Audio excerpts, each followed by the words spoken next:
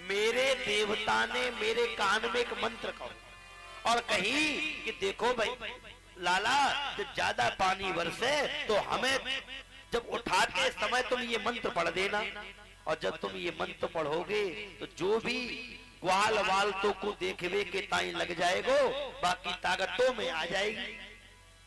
और भैया मैंने जब गिरिराज गोवर्धन को उठाया तो बाही मंत्र को पढ़ दियो, और तुम सगरे गोप ग्वाल मुंह को देखवे के ताई लग गए, तो तुम समन की ताकत मुंह में आ गई। ब्रजवासी कहते ओहो, तभी तो हम कह रहे इतनी बार कबड्डी में हरायो गिरायो पटको चोरे नंद के छोरा, पहले माखन चुरायो करे, अब शक्ति हो चुराए हुए लग गयो। बोलिए बांके बिहारी लाल की जय, जय श्री राधे। परीक्षित जी महाराज आप बिल्कुल सामने बैठे हमारे भैया, इसको कैन थोड़ा सा और साइड में कर लो, इनको आगे कर लो, उसी के आगे तुम भी अपना लगा दिया करो कैमरा, वहीं पीछे ही देखिए। परीक्षित की दृष्टि आमने सामने होनी चाहिए। हाँ परीक्षित जी, यात्रा पता है कहां तक हो गई थी? क्या हुआ, आवाज नहीं निकल रही? क्या करें महाराज, लोड बहुत पड़ रहा है, इसलिए कहते हैं भागवत बहुत कठिन है। शादी तो एक रात में ही सब हो जाएगा फ्री, लेकिन भागवत में 1 महीने पहले से तैयारी करो और 7 दिन तो भगते रहो। लेकिन ये भी सौभाग्यशाली लोगों को मिलता है।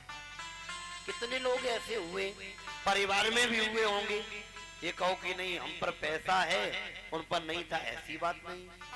पैसा तो बहुत से लोगों पर होता। मुकेश अंबानी का नाम सुना होगा, बहुत धनवान है, लेकिन कभी ये सुना कि उन्होंने कथा कराई हो? नहीं। भगवान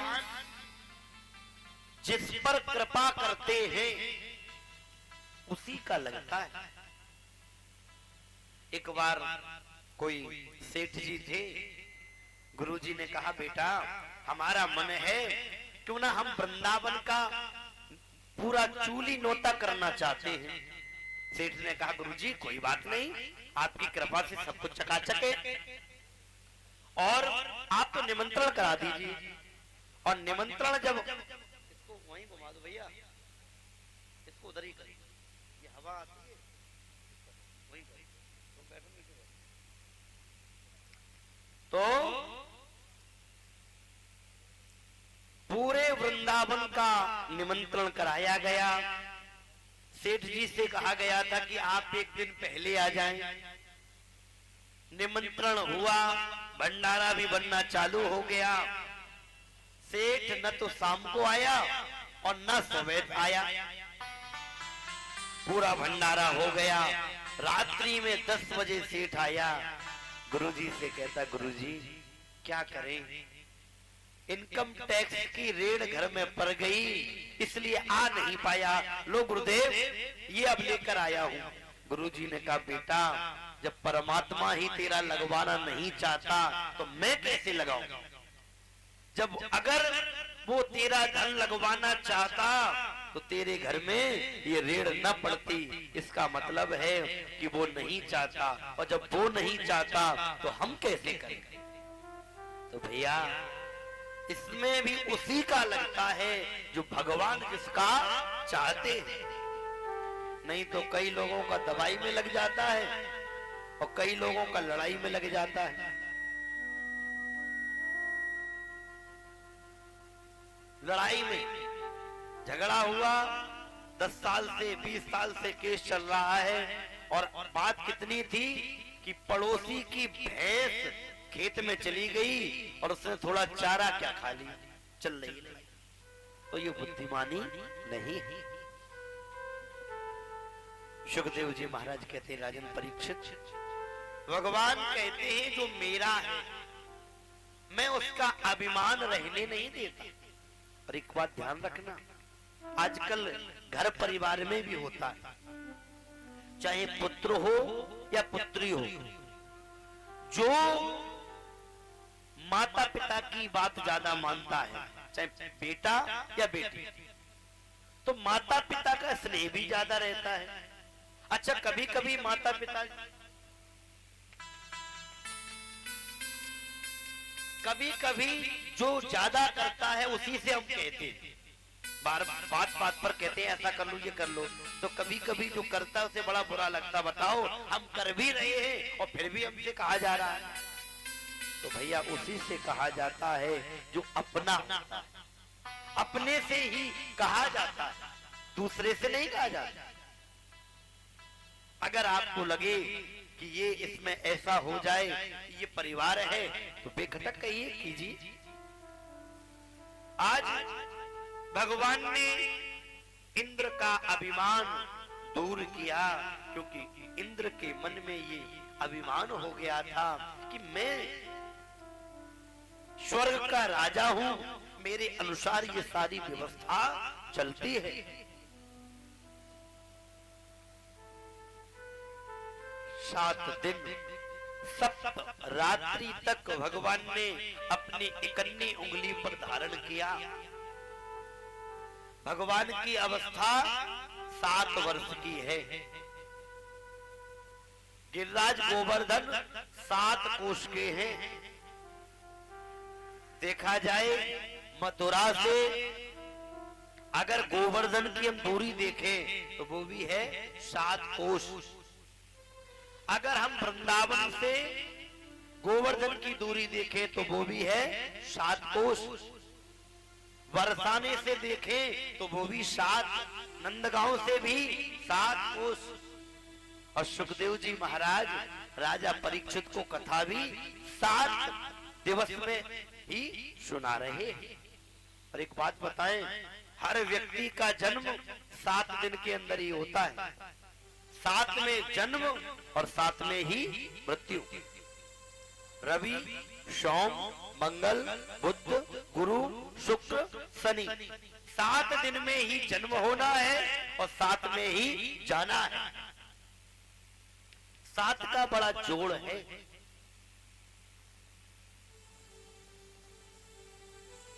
भगवान जब गिरिराज गोवर्धन को धारण किए हुए थे तो ब्रजवासियों ने कहा, लाला हम देख रहे हैं कि तू इतने दिन से अपनी उंगली को नीचे नहीं कर रहा।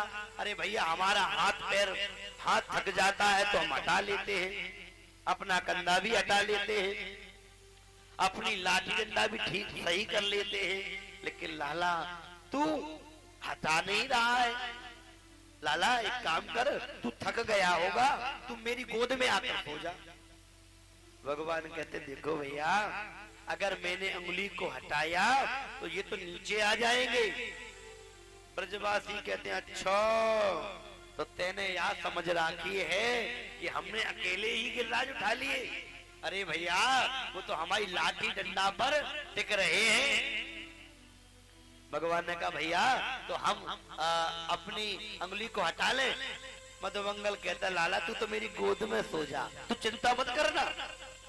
और भगवान ने तनिक अंगुरिया नीचे की कि सबके लाठी डंडा चटा चट टूटते चले गए। अरे लाला संभाल संभाल संभाल संभाल संभाल।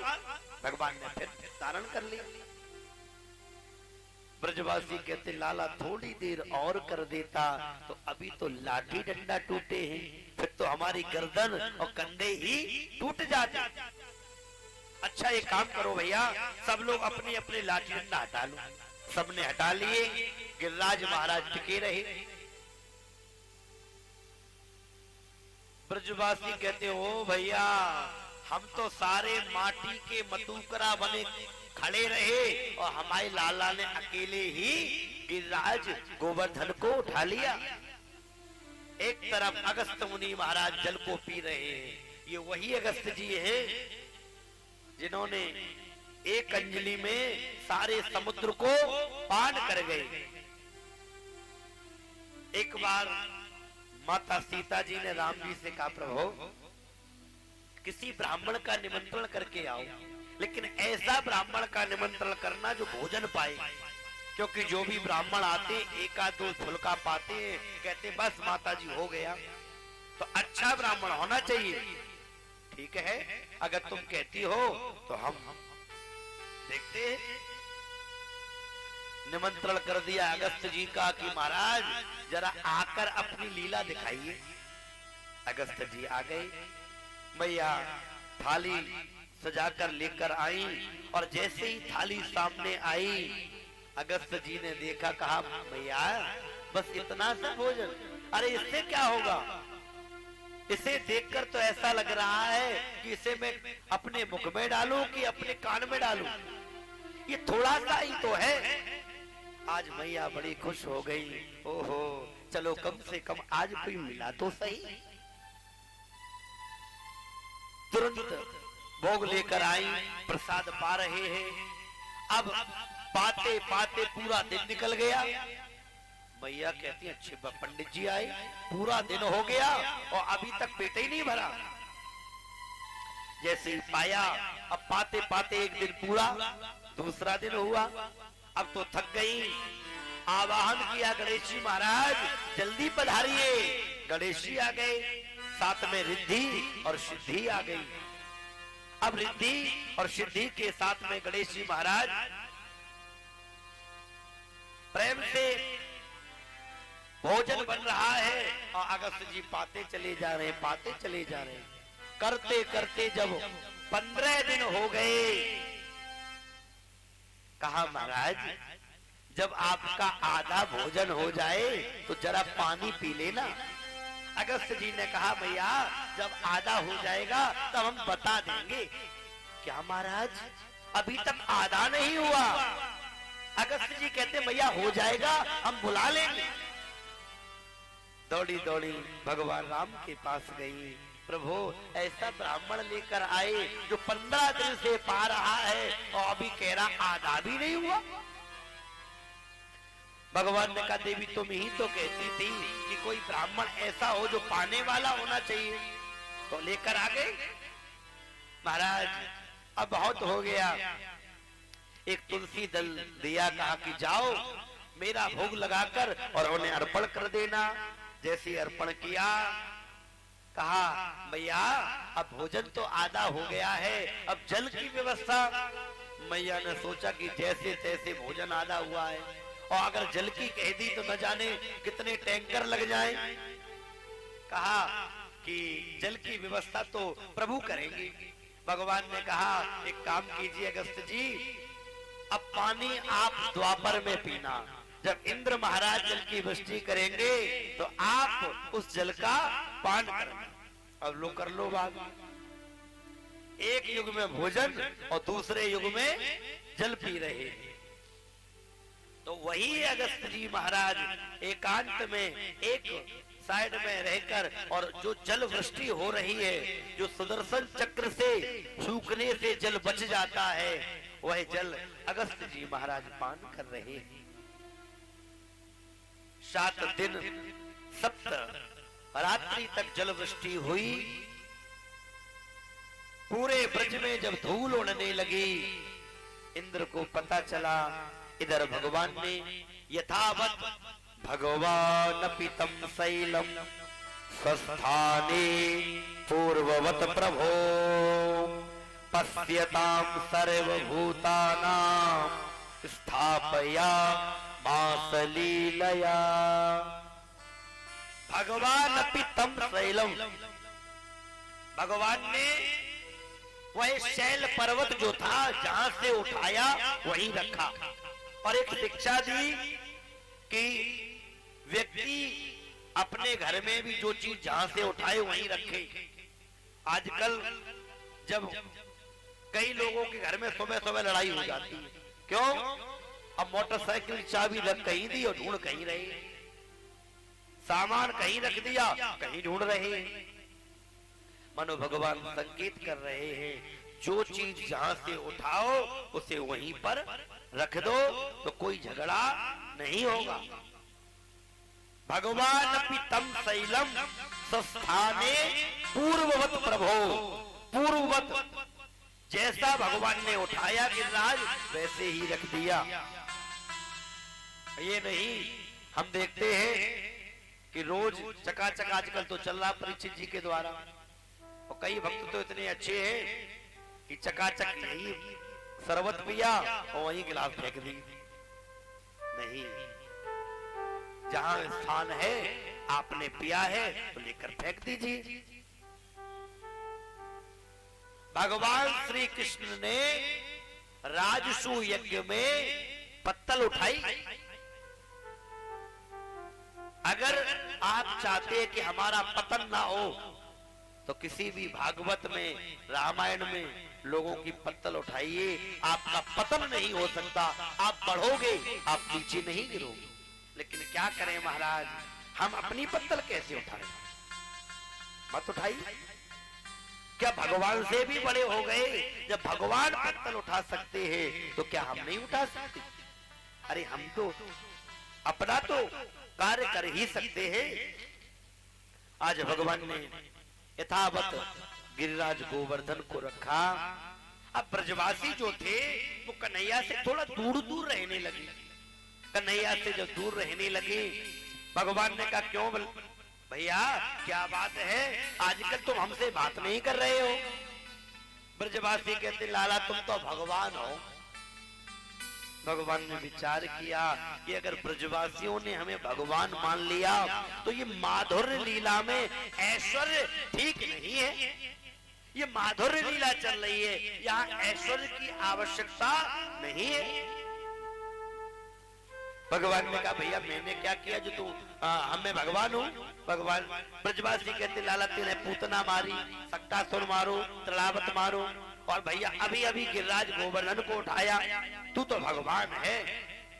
भगवान कहते देखो भैया मैं भगवान नहीं। नंद बाबा से पूछा बाबा तुमको हमारी सौगंध हो, सच्ची सच्ची बताइयो ये छोरा तेरो ही है ये और काऊ को है? अब बताओ, ये भी कोई पूछबे की बात है कि महाराज ये छोरा तुम्हारा ही है कि और किसी का है? नंद बाबा कहते क्यों भैया क्या हुआ?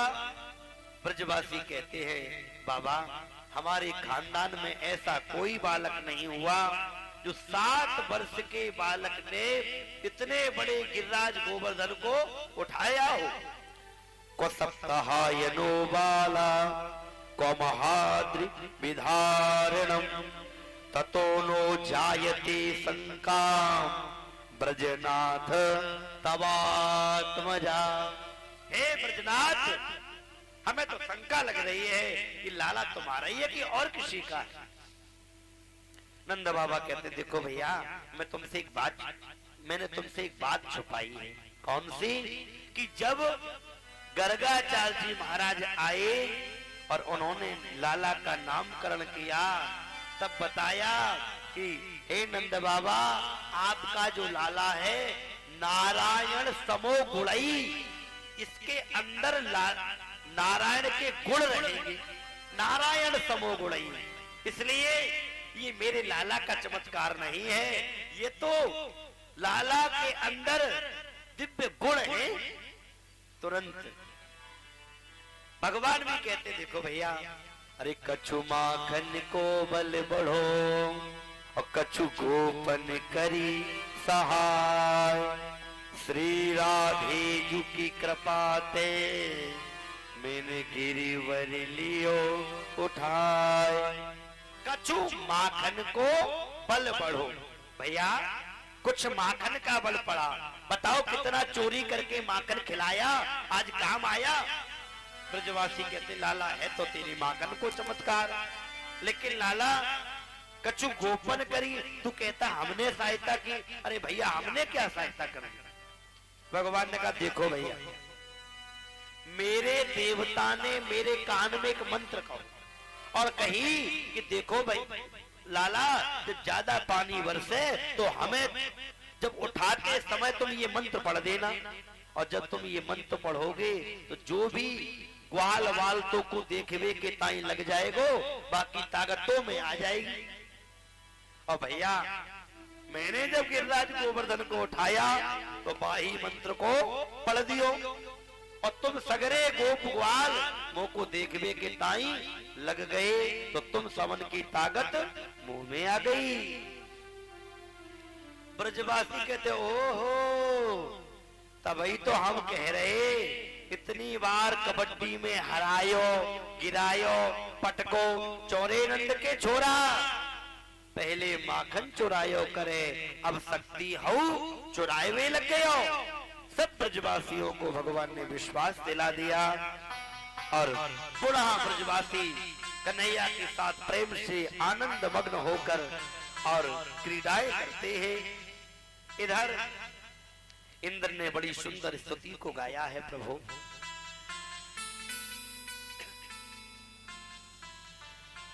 विशुद्ध सत्वम तव धाम शांतम तपोमयम धस्तरजस्तमस्कम मायामयोयम गुण संप्रवाहे न विद्यते में ग्रहणानुबंधा। प्रभु मुझसे बहुत बड़ा अपराध हो गया जो मैंने आपको और आपके ब्रजवासियों को बहाने का प्रयास किया, ये मुझसे अपराध हुआ, मेरे अपराध को क्षमा करना। भगवान कहते हैं देखो इंद्र, तुमने गलती तो की है लेकिन जाओ, हमने तुम्हें माफ किया। अब ध्यान देना, इसी भागवत के अंदर ब्रह्मा जी महाराज ने जब भगवान की स्तुति गाई तो भगवान ने बात नहीं की, बात भी नहीं की। 40 श्लोकों में दिव्य स्तुति गाई लेकिन फिर भी बात नहीं की, और इंद्र ने केवल 10 श्लोकों में गायन किया। भगवान कहते जाओ, गलती हो गई, अब मत करना, माफ कर दिया। क्यों? जबकि ब्रह्मा की अपेक्षा इंद्र का पद तो बहुत नीचे है, फिर भगवान ने इंद्र को माफ कर दिया, ब्रह्मा को माफ नहीं किया। क्यों? क्योंकि कहते हैं ब्रह्मा ने भगवान के भक्तों को दूर कर दिया लेकिन इंद्र ने दूर नहीं किया, इंद्र ने तो भगवान के भक्तों को पास